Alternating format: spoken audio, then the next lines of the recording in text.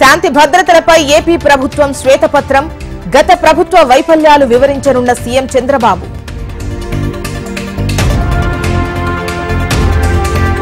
నేడు తెలంగాణ రైతుల ఖాతాల్లో రుణమాఫీ నిధులు తొలి విడతగా లక్షలోపు రుణాలు మాఫీ.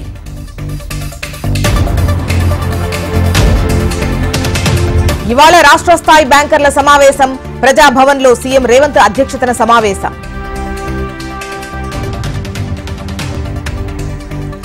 నేటి నుంచి జనసేన పార్టీ క్రియాశీలక సభ్యత్వ నమోదు కార్యక్రమం. ఈ నెల 28 వరకు జరగనున్న సభ్యత్వ నమోదు.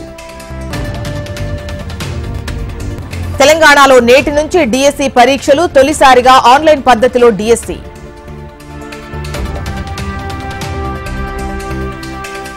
నెల్లూరు బారా షాహీద్ దర్గాలో రొట్టెల పండుగ. గంధ మహోత్సవానికి భారీగా వస్తున్న భక్తులు. తిరుపతి జిల్లా చంద్రగిరిలో చైన్ స్నాచింగ్ ముఠా అరెస్ట్. నిందితుల నుంచి 5 లక్షల విలువైన బంగారం, 3 బైకులు స్వాధీనం.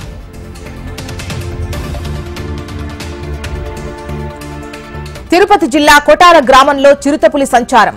ప్రజలు అప్రమత్తంగా ఉండాలని అధికారుల హెచ్చరిక.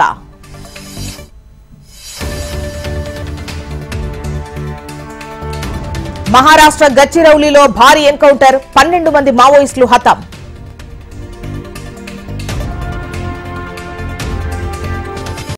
నేడు సుప్రీంకోర్టులో నీట్ పరీక్ష రద్దు. అక్రమాలపై విచారణ. సీజేఐ నేతృత్వంలోని త్రిసభ్య ధర్మాసన వాదనలు.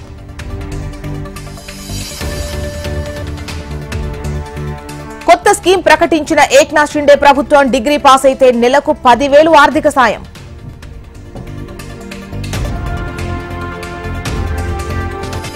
మధ్యప్రదేశ్ తీర ప్రాంతం మీదుగా అల్పపీడనం. రేపు బంగాళాఖాతంలో మరో అల్పపీడనం ఏర్పడే ఛాన్స్.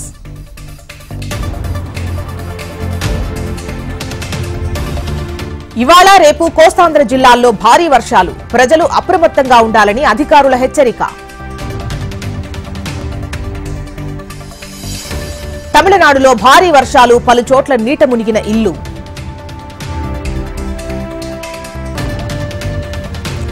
నేడు తెరుచుకోనున్న రత్న భాండాగారం రహస్య గది.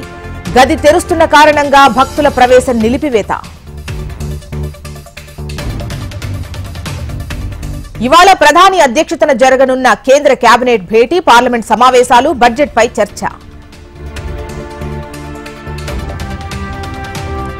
అమెరికా అధ్యక్షుడు జో బైడెన్ కు కోవిడ్ పాజిటివ్. ప్రకటన రిలీజ్ చేసిన వైట్ హౌస్.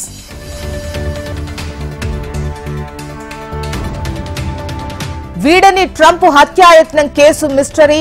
100 మందిని ప్రశ్నించినా పడని ముందడుగు.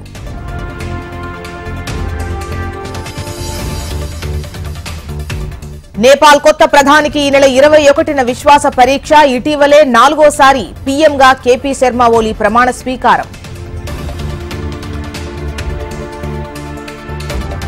నేడు తిరుమల శ్రీవారి ఆర్జిత సేవా టికెట్ల కోటా విడుదల. అక్టోబర్ నెల కోటాను రిలీజ్ చేయనున్న టీటీడీ.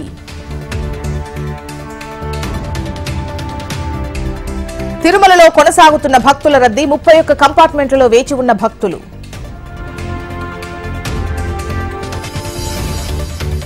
మరికొద్ది రోజుల్లో ఒలింపిక్స్ పోటీలు ప్రారంభం. భారత్ తరపున 117 మంది అథ్లెట్లు.